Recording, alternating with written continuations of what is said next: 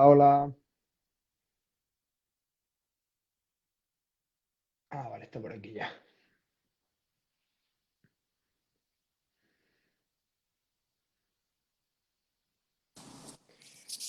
Hola, Guillermo. Buenas Buenas, tardes. buenas, ¿qué tal?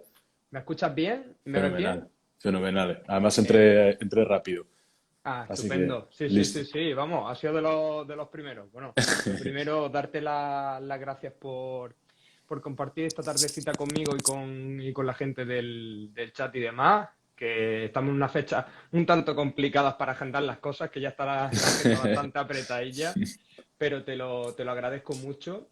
Y nada, hoy sobre todo quería un poco comentar contigo el tema del dolor crónico infantil, que es un tema que sé que es muy complejo y que nos llevaría bastante tiempo.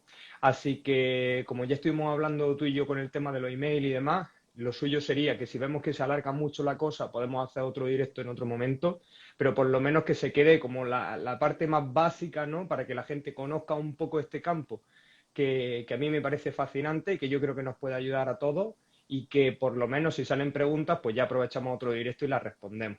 Así que si quieres Vale, empezamos. vale, bueno, pues muchísimas gracias. Yo encantado de, bueno, por lo menos lo que tú dices, dar unas pinceladas a algo, bueno, que creo que pueda aportar ahora este ratito y, bueno, pues muchas gracias por contar conmigo, por supuesto. Genial, genial. Pues, Guillermo, la primera pregunta sería un poco cómo te metes tú en todo esto de la investigación del dolor pediátrico y demás, porque vamos, no suele ser el campo que cuando uno empieza la carrera de fisioterapia lo tenga muy claro, ¿no? O por lo menos a mí no me ha ocurrido. ¿Cómo ha sido en tu caso? Bueno, qué buena pregunta y qué difícil a la vez. Realmente lo que tú dices es totalmente cierto. De hecho, además, si miramos incluso fuera de España, no hay muchos fisioterapeutas que trabajan en este campo. De hecho, no hay muchos fisioterapeutas prácticamente en casi ningún país. Entonces, es un Anda. campo que evidentemente es muy desconocido y eso implica, yo creo que una doble complejidad. Pero ¿cómo, bueno, cómo me dio por esto? Como un poco es a lo que la pregunta a la que te refieres. Bueno, principalmente porque yo durante la carrera me interesó mucho el dolor crónico, casi yo creo que me dedicaba más tiempo a leer sobre el dolor crónico que a estudiar en la carrera. Entonces, bueno, fue fácil, fue bastante fácil. Organizaban aquí en Madrid una jornada sobre dolor infantil. Me gustaba mucho la pediatría por mi influencia en la universidad y como te digo, bueno, pues el dolor crónico adultos era una de las grandes pasiones que tenía junto con la investigación y a lo que dedicaba la mayor parte de mi tiempo como estudiante. Verdaderamente surgió un poco así. Y luego sobre todo, creo que un factor muy importante es bueno, a mí me motivó el hecho de que quedaban muchas preguntas por hacerse y yo creo que Sí. unía precisamente esas dos inquietudes que tenía, que era el dolor en adultos y la investigación. Entonces, me fue muy fácil, Qué realmente. bueno. Joder, qué bien, qué bien, qué bien. No, la verdad que yo, cuando descubrí un poco tu perfil, que justamente fue a raíz de Javi Guerra, que lo tenemos por aquí, que compartió algunas de tus publicaciones y demás, hasta ese momento, es decir, sí que había tratado con niños en clínica, no por dolor persistente, pero bueno, algunos de ellos ya llevaba bastante tiempo con dolor y demás. Y me puse, como siempre, ¿no? A bichear por Instagram y dije, hostia, de esto no se habla tanto como de otros campos, ¿no? Que quizás estamos un poco más acostumbrados.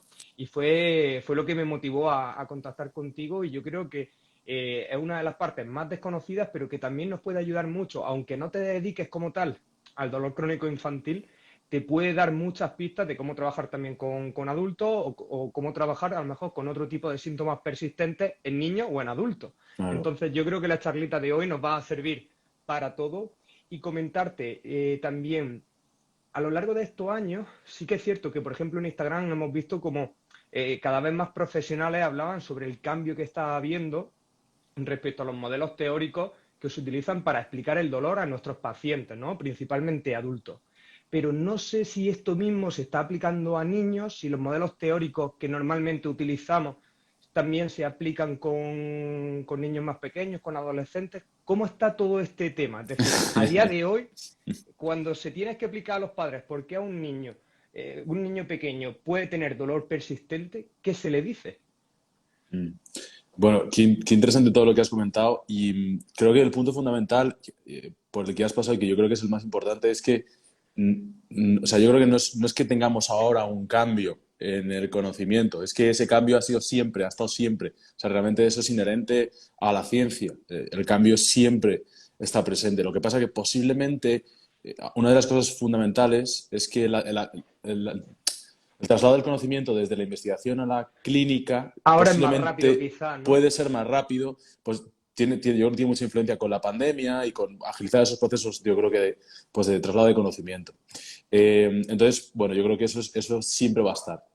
En cuanto al campo pediátrico, como me comentas, claro, modelos que expliquen el dolor tenemos pues igual que en adultos, ¿no? Pero posiblemente eh, no es que sea más complejo, pero es diferente, por supuesto. Y es tan diferente como que estamos hablando de una experiencia. Al hablar de una experiencia personal, cada experiencia es de cada individuo y es cada individuo el cómo lo interpreta, cómo lo va a expresar, ya sea Claro. con cambios conductuales, físicos o sociales. De tal manera que eh, hay tantas teorías como factores puedan influir en una experiencia. No sé si me explico. Sí, sí, sí. Que, Entonces, posiblemente ahora de lo que más se está hablando en adultos sea pues bueno, de las conductas asociadas al dolor, de lo que tiene que ver con esos la factores. cultura, quizás, ¿no? Esos factores Sí, psicosociales, históricos y demás. Y algo claro. parecido también ocurre con el tema de los niños. Bueno, el problema de esto es que en niños no tenemos tan claro algunas cosas como las tenemos en adultos, o por lo menos no decimos tenerlas tan claras. Yo creo que eso es importante. Entonces, sí, cambios culturales, claro que los hay. El problema es que los niños no podemos hablar de toda la población pediátrica al igual, porque es tan diferente Sí, que no podemos hablar de eso. Podríamos hablar de rangos de edades, qué pasa hasta los 4 años, qué pasa hasta los 8, qué pasa hasta los 12, 14 y qué pasa a partir de ahí. Más o menos como serían esos 3, 4 grandes grupos. Entonces, a partir de ahí, en cada grupo suceden cosas diferentes. Si vale. tengamos en cuenta que, por ejemplo, ¿no? Que creo que lo que más puede responder a tu pregunta es qué factores psicosociales podemos tener presentes en los niños y realmente cómo van a afectar. Bueno, pues yo ahí sí que ya trazaría una línea a partir de los 8 años, cuando se construye sobre todo muchos conceptos abstractos y a partir de ahí puede tener influencia en los comportamientos. No quiere decir que no los tenga antes, pero es más difícil. Entonces, claramente a partir de los 8 años es cuando empezamos a ver problemas en ese sentido. Bueno, factores que influyen, no problemas. Factores que influyen. Y a partir de los 12 es un poco más marcado, porque ahí hay un cambio, sobre todo tiene que ver con las hormonas y ahí realmente hay un cambio bastante, bastante grande y sí que se diferencian claramente dos tendencias, ¿no? Y sobre todo sabemos que es en niñas. Ese cambio es más marcado de tendencia. Sí. De tendencia. Entonces, bueno, claramente esas serían como las tres pinceladas que te podría dar sobre este tema. Y una cosa más, es súper importante tener en cuenta que los comportamientos a los que se asocia, digamos que como ahora llamamos tendencias de media habitación, Sí, pueden ser aprendidas del entorno o pueden ser aprendidas de forma pues prácticamente automática, ¿no? Pero sí. pero no impactan de la misma manera que en adultos. Digamos que no es lo mismo una ansiedad en un niño que en un adulto, un catastrofismo, un miedo al movimiento, no es lo mismo. Entonces, no es correcto hablar de igual manera los mismos factores, ¿vale? El catastrofismo no es lo mismo en unos que en otros. Es algo que a mí por lo menos me parece muy interesante porque, claro, con la población adulta tendemos a homogeneizar, bueno, como se diga realmente, es decir, como a tratar a todos por igual, ¿no? O a intentar buscar cada vez los grupos más grandes que se parezcan más para intentar abarcar a la máxima población e intentar, bueno, que las medidas que tomamos al final ayuden al máximo número de personas, pero con niños el paso del tiempo y todos los cambios que se van dando en su madurez a todos los niveles, como bien dices, a nivel cognitivo, a nivel social, a nivel conductual, hace que muy probablemente, dependiendo de a qué edad empiece el tema del dolor, cambie por completo tu intervención o por lo menos por lo que creas que puede estar persistiendo. Mm, Como dice Javi, ¿no? Ahí habla, por ejemplo, del tema del contexto familiar. Muy probablemente el contexto familiar hablo desde la ignorancia y tú ahora sí que me corriges, muy probablemente en un niño de 3 años no pueda tener la misma influencia que en uno de 8 o de 12. El mismo contexto. Bueno, a ver, claro, a ver, vamos por partes. Lo primero es que nosotros lo que queremos con la investigación es explicar problemas para mayor grupo de poblaciones. Entonces seleccionamos las poblaciones según lo que a nosotros nos gusta. Pero realmente en la naturaleza es totalmente diferente. Nuestros pacientes son diferentes. Por eso intentamos agruparlos. Y los grupos, cuando, como tú dices, cada vez más grandes. Pero realmente en esos grupos hay variabilidad dentro de los sujetos. Por lo tanto, nosotros creemos que todos esos sujetos son iguales cuando luego no lo son diferentes a Claro. ellos. Y cuando hablamos de una experiencia como es el dolor, dentro de esos pequeños grupos incluso que queramos hacer, son también muy diferentes. Por lo tanto, intentamos explicar cosas que posiblemente los modelos tengan errores. Tengan errores principalmente porque es inherente a cada individuo. Dicho esto, en los niños es exactamente igual. Lo que pasa es que posiblemente hay más factores que no conocemos que los adultos. Vale. Y, quiere decir que no hemos ni siquiera empezado a estudiar, ¿vale? No quiere decir que sean los mismos los que no hemos estudiado, simplemente que hay otros que no hemos estudiado. En el contexto de la familia, sí, puede influir, por supuesto, como lo influye en un adulto.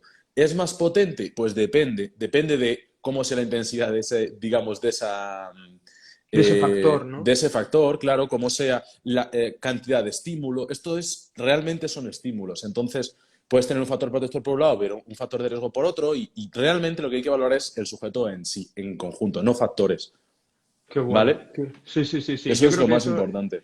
eso yo creo que puede ayudar mucho, sobre todo porque, hombre, es cierto que quizás en proporción, pues, los casos que vemos en clínica, en su mayoría, a no ser que sea una clínica muy especializada en niños, no suelen ser de dolor crónico infantil, Claro, porque eso pero no lo tratan fisioterapeutas. claro, Eso no, efectivamente. eso no se trata en fisioterapia. Entonces, evidentemente que no lo vamos a ver.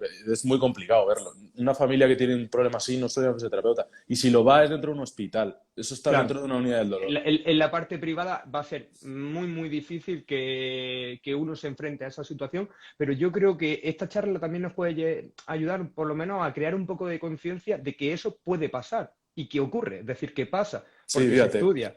Fíjate, casi el 5% de la población infantil tiene dolor de alto impacto. Dolor de alto impacto, si clasificamos todo el tipo de dolor en 5, el dolor crónico, cero es que no tiene dolor, uno es que tiene una intensidad de dolor leve y no impacta en su vida, el 2 es que tiene una intensidad de dolor moderada pero no impacta en su vida, el 3 es que tiene una intensidad de dolor moderada y sí impacta en su vida, y el 4, que es el último grupo al que me refiero, tiene una alta intensidad de dolor y un alto impacto en su vida. Ese Uf, último grupo son un 5% de la población. Si tenemos en cuenta que el dolor crónico puede ser es dolor persistente durante más de 3 meses y que impacta también en tu vida, estamos hablando de, como me refería, más o menos a un 3, es decir, ya empieza a impactar en tu vida, ese porcentaje es en torno a un 20, 25, hay algunos datos que muestran hasta un 35%. El es problema mucho, es que, es muchísimo, el problema es es que no lo muchísimo. preguntamos. Claro. No lo preguntamos. Y si luego estudiamos, tú decías, para entender a los adultos, posiblemente hay que también empezar a entender a los niños. Efectivamente, los estudios que tenemos longitudinales, los que hemos observado, si un adolescente tiene dolor y cómo se desarrolla en su vida adulta, más o menos a los 25, 30, 35 años, sabemos que es la misma proporción de sujetos. Tenemos más o menos un 30% de sujetos con dolor persistente, tenemos un 30% de niños con dolor persistente. No cambia, ¿vale? Joder, qué Entonces, curioso. claro, al final, más o menos, debería de ser así. ¿Cuál es la diferencia? El que los niños nos parece que tener dolores, evidentemente, y lo es un drama, pero como es un drama, tendemos un poco a sacarlo de lado, ¿no? Y a decir, bueno, prefiero no ver un problema antes que enfrentarme a ello. Y eso es uno de los grandes problemas que tenemos, ¿eh? Joder, no sabía que era tan alta la proporción. Sí que es cierto que en la tasa de adultos cada vez vemos que va a más y no sé si la tendencia también sigue igual de paralela Bueno, en... cuanto más lo estudiemos, más vamos a ver, más cosas vamos Sí, a ver. Esto es así, ¿eh? Entonces, bueno, lo importante es, yo creo, ¿eh? Lo importante con esto es tener en cuenta esos niños de alto impacto. Pero esos niños de impacto no hacen otra cosa. O sea, es decir, claro. no tienen una vida completa, ¿no? Y no estamos hablando de problemas de dolor secundario, perdón, de dolor crónico primario, como la fibromialgia o tal. Pueden ser derivadas de una cirugía, pueden ser derivadas por ejemplo, de aversión a los pinchazos, de aversión a las vacunas. Esto es muy, muy, muy frecuente, o puede ser dolor musculoesquelético, es la primera causa, evidentemente, de dolor. Entonces, todas estas cosas, ahora que estamos un poco también hablando de los adultos, hay que estudiarlas, o sea, porque la principal causa de dejar de hacer actividad física es haberme lesionado en la adolescencia. Cuidado con esto. Entonces, ¿por qué una señora o un señor de 40 años con dolor lumbar persistente no hace ejercicio? Porque lo dejó de hacer cuando tenía 20, 25 años porque se Sí, lesionó, ¿vale? es algo muy Entonces, recurrente en eso es. clínica, que se escucha Efectivamente. constantemente. Entonces, ¿por qué yo dejé de hacer actividad física? Bueno, porque una vez me lesioné jugando al fútbol, jugando no sé qué, me rompí X, no me traté bien o me quedé con dolor y ya eso me limita a hacer actividad física, dejo de hacer actividad física con 27, 28 y a partir de ahí una tendencia al sedentarismo enorme, que es la principal causa, por lo menos ahora, de enfermedades. Sí, relacionadas con la discapacidad y también Sí, en relacionadas general, con el sobre todo con la dolor. discapacidad, efectivamente. Entonces, yo creo que esto tiene más para ayudar a los adultos que a los propios niños. Fíjate. Joder, pues es un mensaje importante que yo creo que de verdad que a todos nos va a ayudar a crear un poco de conciencia y en relación a todas las creencias que puede haber alrededor del tratamiento de dolor, tanto Sí. en adultos como en niños, yo creo que una de las que más hemos escuchado todos, no sé si ocurre en otras partes del mundo, porque en ese aspecto desconozco, pero es el tema de que el crecimiento va asociado al dolor, o por lo menos relacionado en gran parte Mm, de esa qué etapa. bueno esto. ¿Qué Sí. se sabe de esto, Guillermo? Pues a ver, lo primero, creencias relacionadas con el dolor, digamos que son mitos, tenemos millones. Entre ellos que los niños no sienten igual el dolor, o que neonatos no sienten el dolor, que el dolor no lo interpretan igual.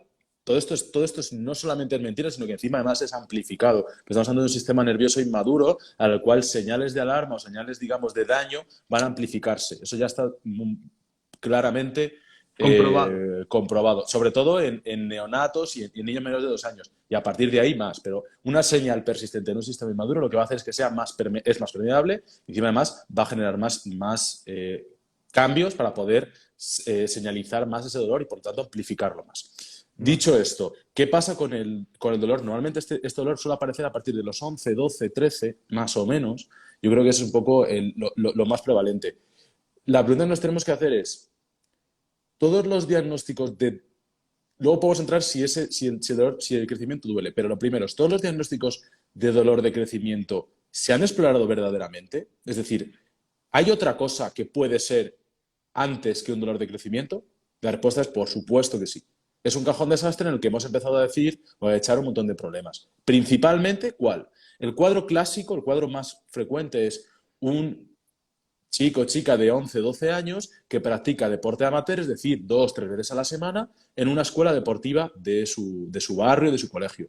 Sí. Durante el periodo de invierno practica deporte a esa edad, más o menos, de una intensidad moderada, ¿vale? Estamos hablando de 6, 7 horas de intensidad, Actividad. de actividad intensa a la semana. ¿Qué pasa en verano? Bueno, pues en verano normalmente se reduce todo este trabajo deportivo durante 3 meses y volvemos al año siguiente a volver a retomar esa actividad física. No es Con la lo misma mismo, intensidad, con todo exactamente igual. no es lo mismo un niño de 8 años, un niño de 9 años, que un niño de 12 años. Como te digo, normalmente ahí ya empieza a haber un componente hormonal en el que los tejidos no se comportan de la misma manera. Por lo tanto, la recuperación no es la misma. En la cantidad, por ejemplo, de las adaptaciones musculares que hay para el ejercicio anaeróbico es completamente diferente en niños de 12 que antes, ¿vale? Y el aeróbico es exactamente igual. Es decir, los niños de menos de 8 años o de menos de 12 años toleran muy bien correr mucho, corren mucho, pero el ejercicio de intensidad explosivo no lo manejan, ¿vale? Porque su metabolismo no lo permite. A partir de los 8 años, que es cuando empieza a haber un crecimiento muscular, cuando empieza a desarrollarse, digamos que las adaptaciones son completamente diferentes. El adolescente ya o preadolescente tolera mejor potencia, digamos, que ejercicio Continuado. más continuado. Por lo tanto, ese cambio puede producir eh, o retrasos en la recuperación post-ejercicio. Por supuesto, por supuesto. Entonces, ese dolor que tienen las articulaciones, normalmente es en la rodilla, a punta de dedo, ¿es un dolor de crecimiento? ¿O es un dolor podemos decir por adaptaciones del ejercicio en ese cambio estacional. No sé si me estoy explicando. Sí, sí, sí, sí, totalmente. Posiblemente tenga que ver con eso. Lo que pasa es que muy poca gente lo explora. ¿Por qué? Porque hay muy pocos fisioterapeutas o pocos médicos que estén realmente trabajando en ese campo. Cuando, Ah, cuando normalmente parece que tiene facilidad de solución, ¿no?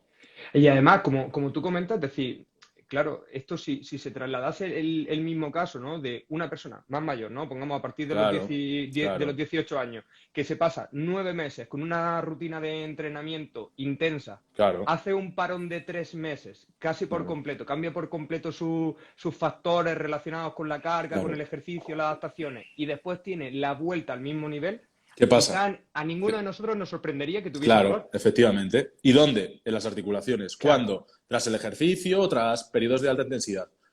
¿Vale? O sea, eso es lo más importante. Vamos a intentar explicar por qué tienen dolor. No vamos a intentar decir, vamos a inventarnos algo que luego podemos debatir si existe o no, ¿eh? Pero vamos a sí. inventarnos un cajón en el que le mandamos todo. Vamos a primero ver si de repente tiene un problema para con los tejidos blandos, que tiene pinta, ¿no?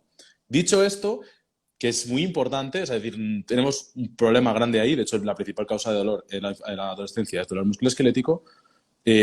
¿Existe el dolor de crecimiento? Bueno, no tiene mucha pinta, ¿vale? No tiene mucha pinta, pero entonces si no, tendría dolor todos los sujetos. Claro. ¿Y Un por poco qué lo, duele? claro, un poco lo que ocurre también con el tema de la relación del tiempo y el dolor, ¿no? Si Bueno, fuese una relación tan sí, clara, tan lineal, solamente claro, con si eso, fuera tan lineal, efectivamente, porque puede ser que digas, que bueno, pueda influir, eso es. sí, puede ser puede ser que cada sujeto se exprese de manera diferente, pero no tiene pinta.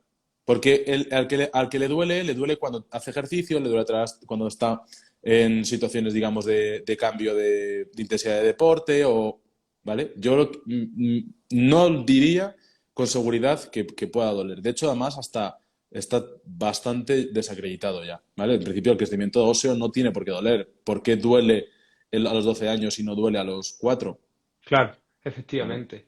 Es Es, una. es- ¿Vale? Y, Es una y, cuestión muy importante esto. y- Yo, por no dime, entrar, dime. por no entrar mucho más en este tema, yo simplemente creo que, mm, que se ha usado como, pues, como cajón de desastre porque no se conocía realmente cuáles eran las principales patologías en los niños, ¿no? Y esto ha sido pues, una cosa fundamental, fundamental. Se sigue haciendo, Y, ¿eh?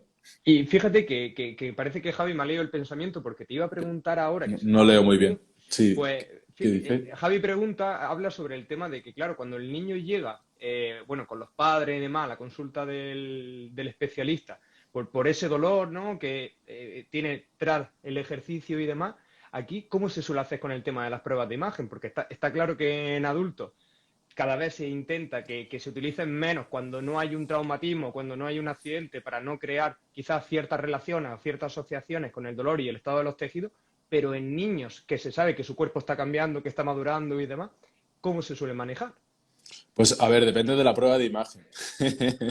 ¿Vale? O sea, Claro, se hace, por ejemplo, bastante resonancia magnética para ver el estado de meniscos, ligamentos, eso, y tiene sentido hacerlo. O sea, tiene sentido, porque en este caso, normalmente sí viene asociado a un traumatismo. Es muy difícil que haya un dolor sin un traumatismo previo o sin un desencadenante claro, ¿vale? Solamente me refiero a dolor musculoesquelético, ¿eh? sí, Solamente cuando tenemos banderas rojas, ¿vale? vale. Digamos como en una consulta, en una primera consulta en la que el niño participa o hace actividad física o no la hace, ¿vale? Pero tenemos un traumatismo claro, sí lo hacemos. Que no hay un traumatismo claro, habría que hacer una exploración, una anamnesis y una diagnóstico diferencial, pero la prueba de imagen sí nos puede aportar datos, ¿vale?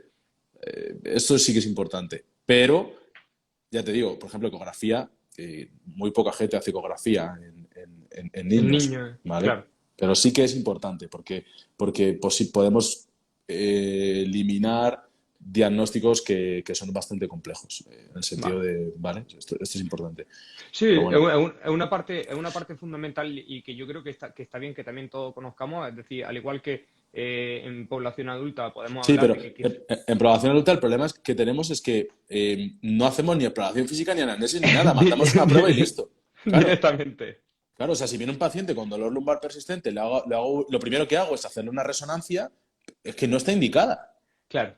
Claro, si el paciente pues, tiene otra serie de banderas rojas que digo, ostras, igual puede haber un tumor, puede haber algo, lo mando. Pero el problema es que no se están haciendo bien. Entonces, claro, Claro. el principal problema es que la gente, o que se ha empezado a usar, prueba de imagen como único diagnóstico posible y la primera diagnóstico en primera línea. Eso no, además no hay ninguna guía que lo recomiende así.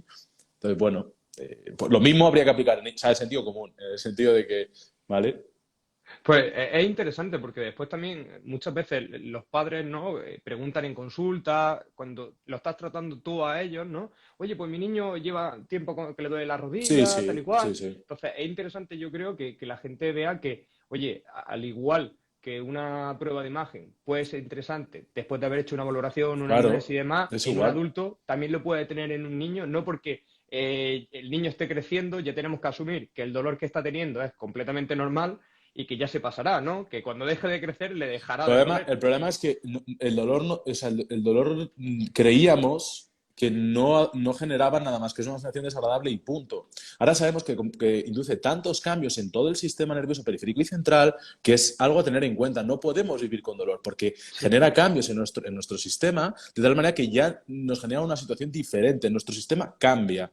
Y además reacciona diferente a mismos estímulos. Por eso es importante, no podemos vivir con dolor. Y es lo mismo pasa en niños, no pueden vivir con dolor porque si no, generan, puede no generar un problema y en la mayoría de los casos no lo hace, pero hay en algunos en los que sí. Y no sabemos si nos lo va a generar con 20 años, con 35 o con 60, porque esos cambios se van manteniendo.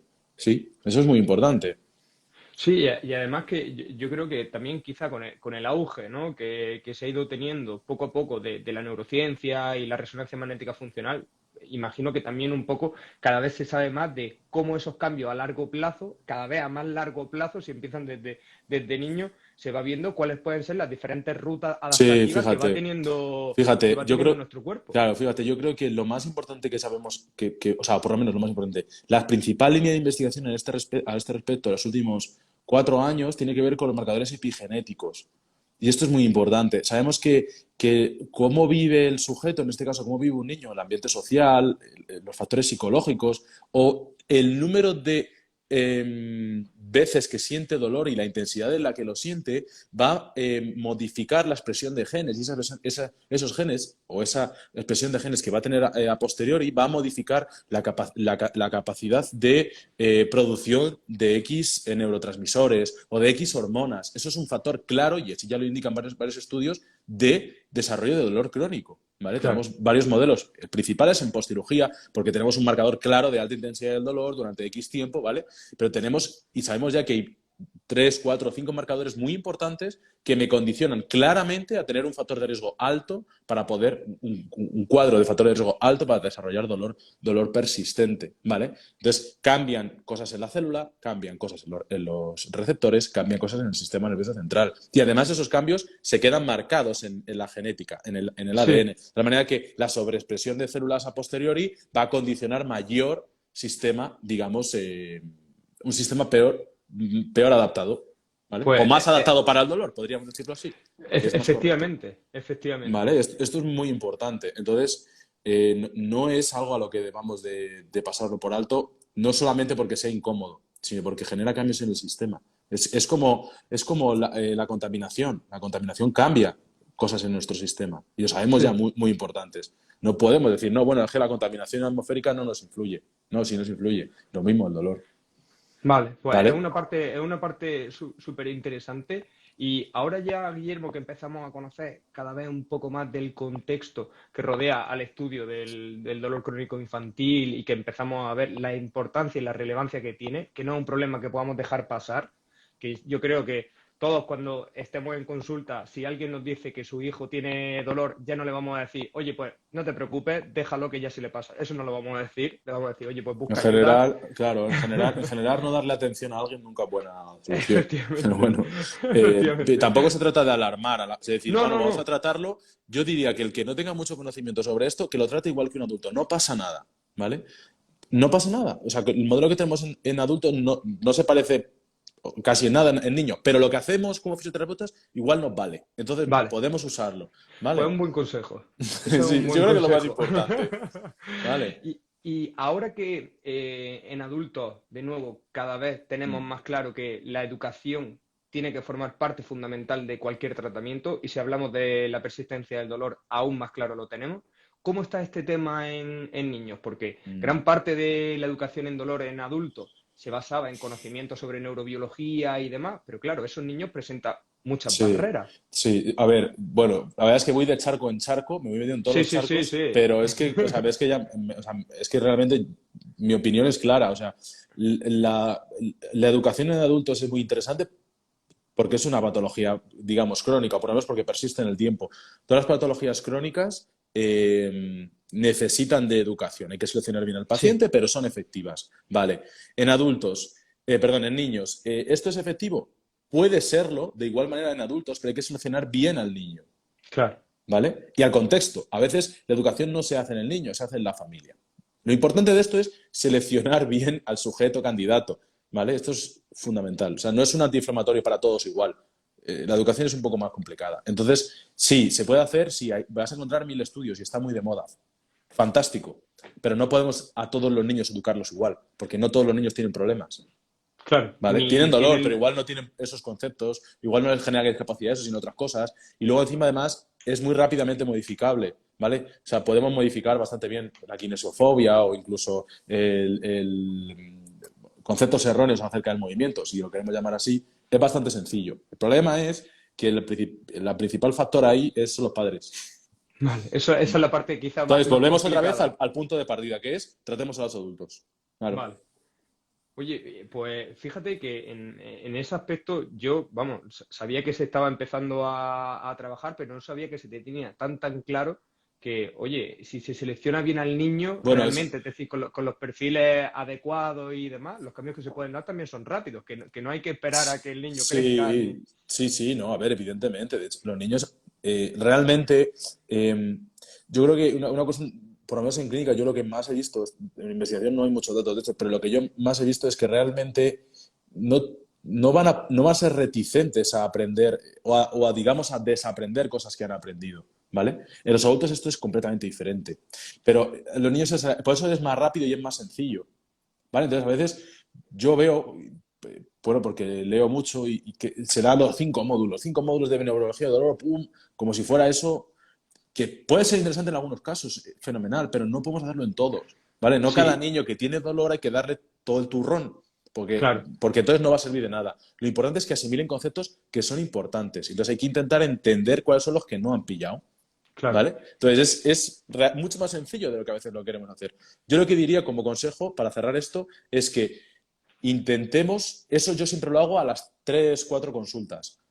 No, la educación yo no la metería en el primer día ni el segundo día, sino cuando veamos que hay una red flag o una bandera amarilla que nos está metiendo ahí un bachecito y ya está. Vale. ¿Vale? Muchas veces lo que nos van a preguntar es ¿y qué es lo que me pasa?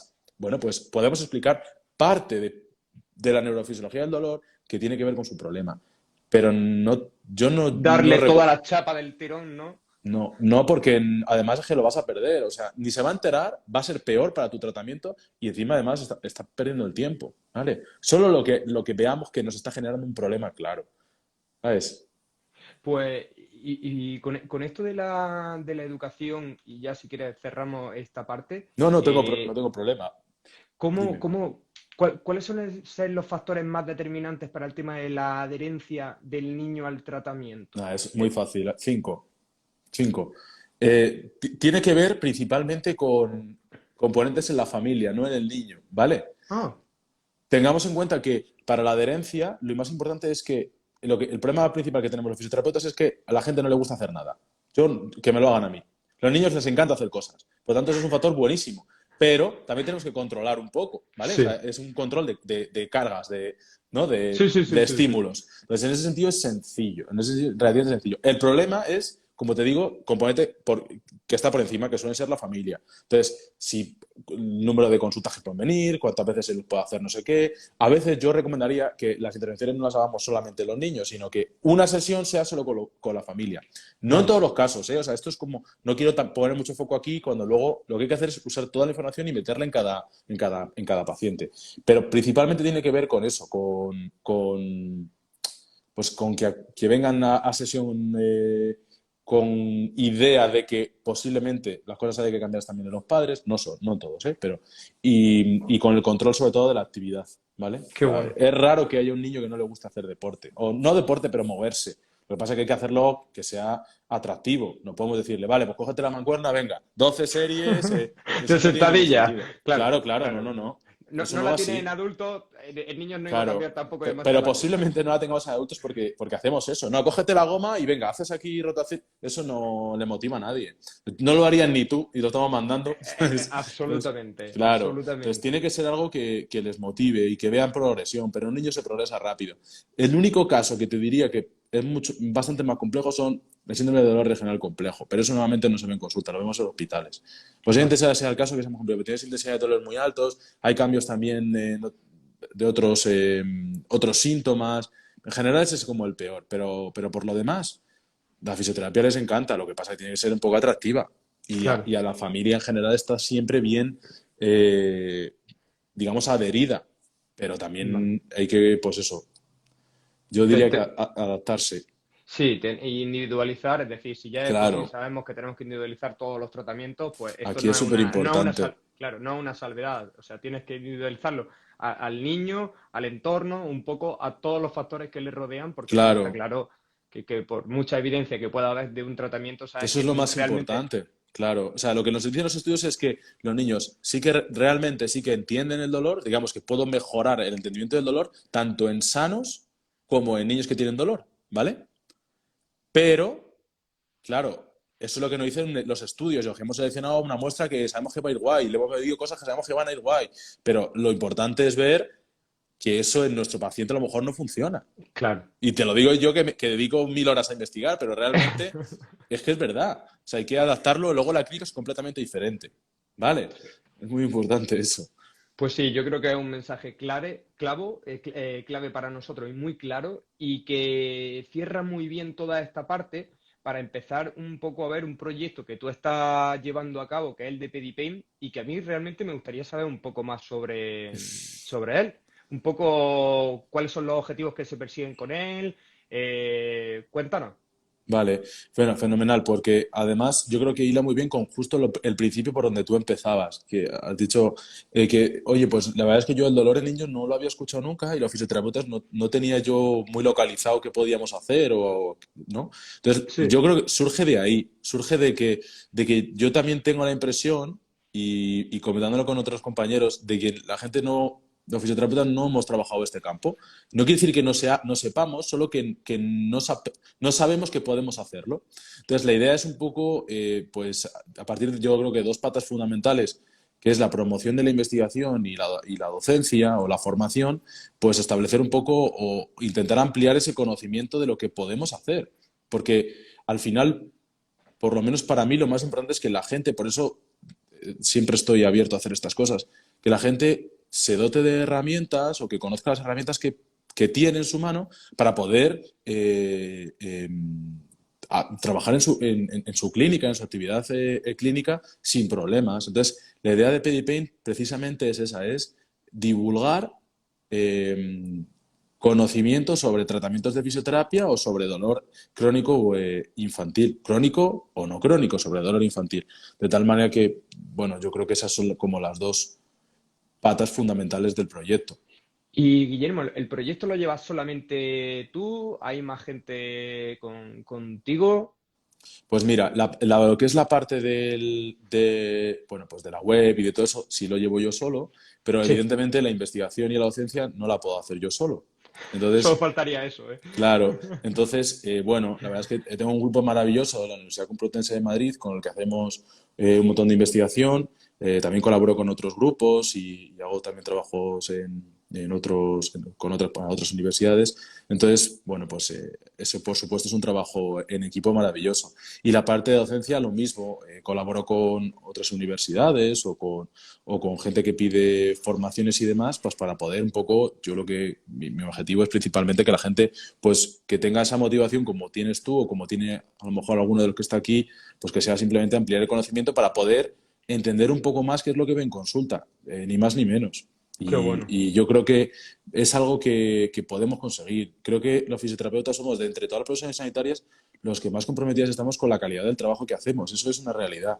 Y, Absolutamente. y esto es maravilloso. Y tenemos 1000 formaciones y la gente, el otro día en Valladolid nos reunimos 1200 personas. Eso es increíble. Eso no lo vamos a ver en otro. Que han pagado de su bolsillo la inscripción. Otras profesiones sanitarias no pagan esos congresos por sí solos, ¿no? Y yo creo que esto es increíble. Por eso tengo mucha esperanza en que esto, aunque ahora es desconocido, en poco tiempo va a Vaya ser creciendo. bastante conocido. O por lo menos la gente, lo importante es que la gente pueda ayudar a otros. Eso es lo más importante. Yo creo que Sí, el objetivo. Sí. como sanitarios es lo que queremos, ¿no? Entonces, ese es el objetivo. Muy, muy sencillo y yo creo que muy bonito, ¿no? Qué bueno. Pues la verdad que, vamos, por mi parte, todo el apoyo que necesites para divulgar, para apoyar el proyecto, porque realmente, es decir, yo ya te digo, cuando vi que Javi comentaba alguna publicación tuya o que la compartía, y yo me metí y digo, hostia, ¿y esto dónde ha estado? Yo que siempre Claro. ando revisando, buscando y demás, digo, ¿esto por dónde anda, no?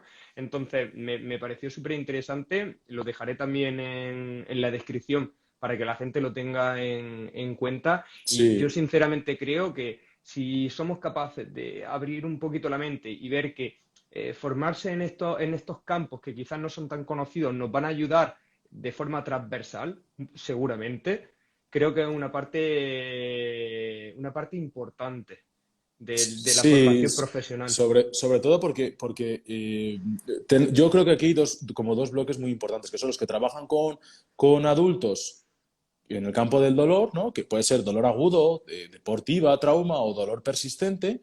Y el segundo bloque son los fisios que trabajan con niños y normalmente están asociados a patología neurológica o a Sí, patología respiratoria.